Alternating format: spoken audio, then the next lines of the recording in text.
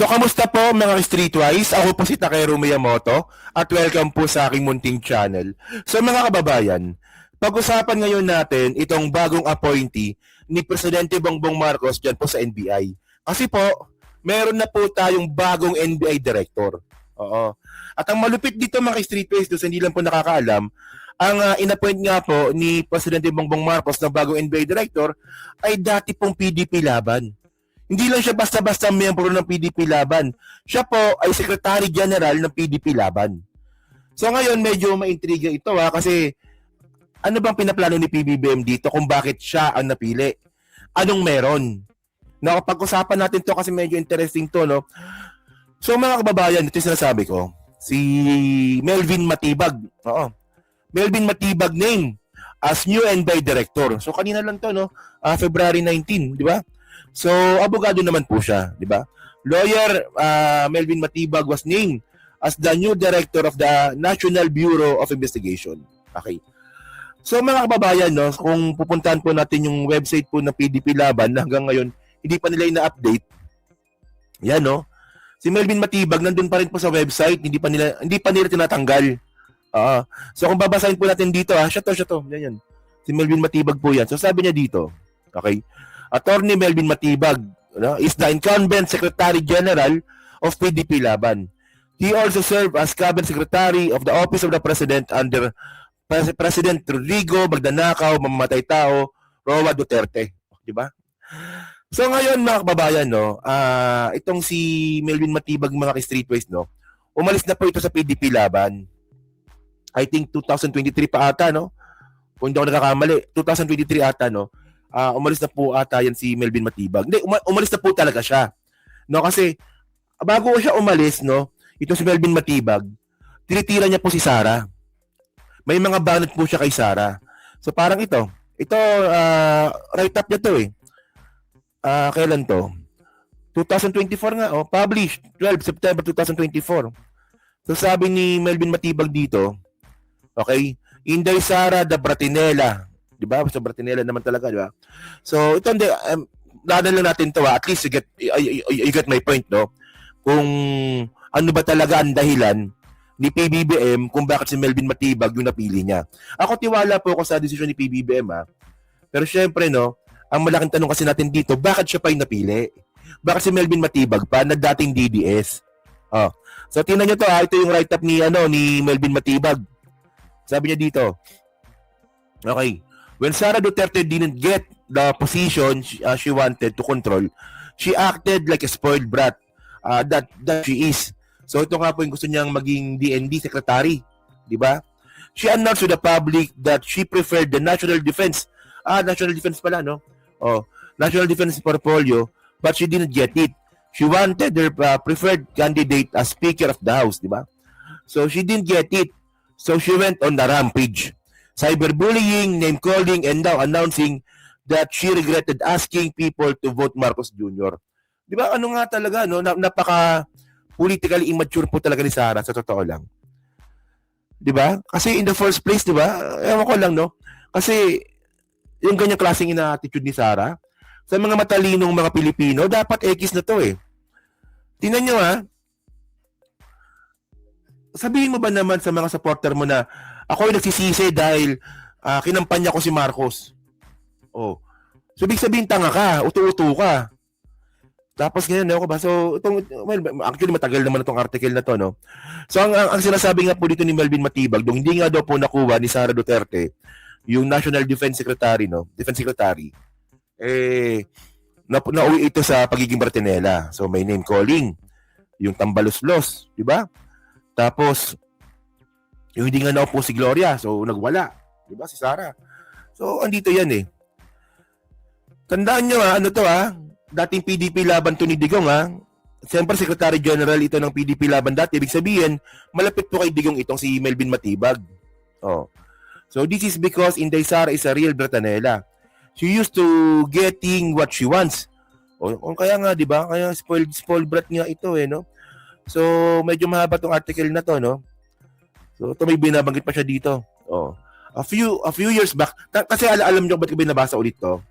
Tandaan po natin ito po ang statement or paniniwala ng NBA director natin ngayon.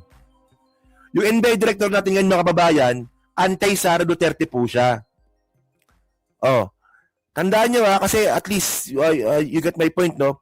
At itong write-up po na to, itong opinion write-up niya na to, sa Daily Tribune, 2024 pa ito. Oh, di ba? Oh, so sabi niya pa dito, a few years back, she maneuvered the ouster of her father's party mate, Davao Representative Pantalon Alvarez, as Speaker of the House. Ito nga po, no, yung ginawa nga po ni Sara, na nangailam nga po sa politika, no, sa House. In the first place, di naman siya parte ng House. Anak lang siya ng presidente, pero na-impluwensya niya nga po yung House na palitan nga po si Pantalon Alvarez. Brat nga eh. So ngayon, no, may report dito yung politiko. So panoorin nyo to.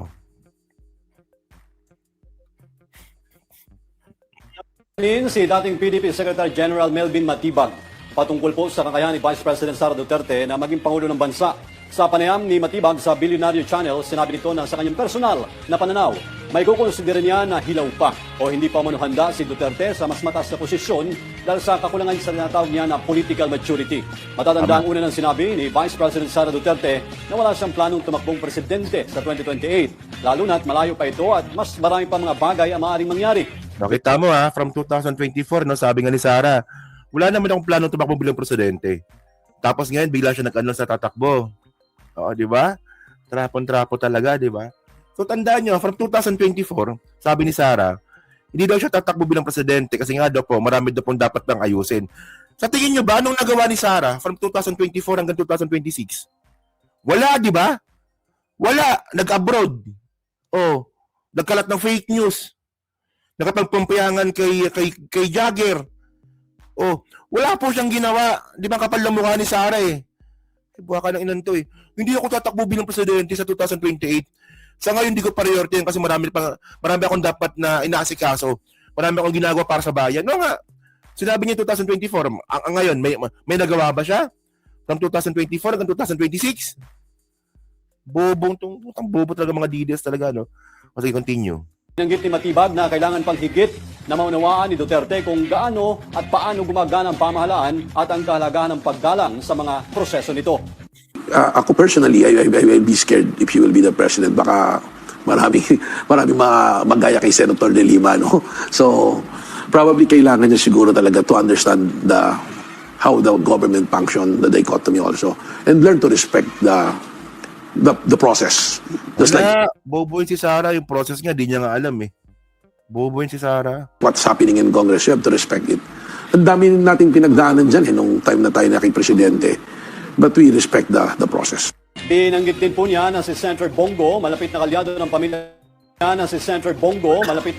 pamilya Duterte, ang orihinal na planong maging running mate ni Pangulong Ferdinand Marcos Jr. noong 2022 elections. Ipinahayag din ni Matibag na para sa kanya, mas bagay umano kay House Speaker Martin Romualdez ang maging susunod na kandidato sa pagkapangulo at magiging mahusay itong leader ng bansa. Of course. Wala na, si Martin, nasiraan na si Martin kasi. Then actually, in my own opinion, no, okay naman si Martin, no? Pero nasiraan na po kasi si Martin eh. Nasiraan na kumapit na po talaga yung tambaluslos eh. Well, sana makabounce back si Martin ulit, no? They've been saying Speaker Martin Romualdez. I think he will also be a formidable candidate because... You mean Speaker Martin Romualdez? Yeah, Speaker Martin Romualdez because... Okay. Out of the topic kasi yan. Balik tayo kay Matibag, no? So, kung babalikan po natin, no? Actually, no, yung para sa akin, no, yung maintriga dito kay Matibag, anong rason ni Presidente Bongbong Marcos para siya yung piliin bilang bagong NBI director? Ayun ang medyo sa akin eh, medyo maintriga sa akin eh. Tingnan nyo dating PDP laban na naging anti-Sara. Tapos, mga streetwise, galit sa fake news. Kasi ito dinimanda niya pala itong si Harry Roque. Ito, kailan ba to? 2024 din ata ito, no? So, si Melvin Matibag din po, no? Dinimanda niya rin po si Harry Roque dahil po sa fake news na pulburon video. So, sabi niya dito, okay, Melvin Matibag files a disbarment case against fellow former Duterte cabinet official, Attorney Harry Roque, before the Supreme Court. Diba? Matibag noted the social media post of Roque on the Polvoron issue involving President Marcos Jr. among others. O nga pala, ano nangyari dito sa kaso na to?